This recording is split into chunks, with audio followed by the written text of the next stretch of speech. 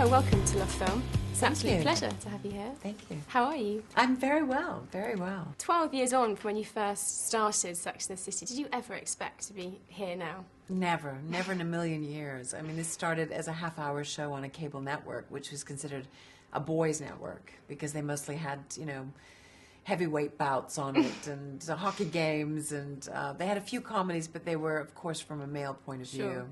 So I never thought that Sex and the City would go more than a season or two. Never in my wildest dreams did I ever think it would become one movie, never mind two. Now your character Samantha, she always pushes the boundaries. She always takes a risk, Yes. and I think in Sex and the City 2, obviously she's going through the menopause, which we don't normally see on film. I mean, was that important to you to show a different side to her? Yes, I think it was very important because in the last film she was 50 and fabulous, and now she's in her 50s and going through menopause. But the other women are going through marriage issues and motherhood issues, so we're all going through our conflict, which makes it an interesting story to tell and also is a wonderful place for comedy.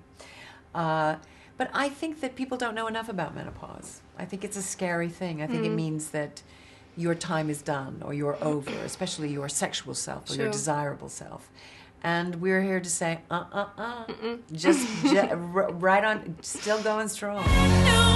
It's been 2 years, and in 2 years, amazing things can happen. Things you thought would never happen in a million years. And just when you think you've seen it all, it hits you. All the outfits are fabulous in Sex and the City. They always have been. For this movie, did you have a particular favourite? Well, I think the scene, actually, the karaoke scene, we didn't know what we were going to wear for that. And about 3 or 4 days before we shot it, Pat Field came up to me and said, I was at this party last night, and there was this drag queen, and he was wearing this incredible outfit, and it's so fierce that I want you to wear it in the karaoke scene.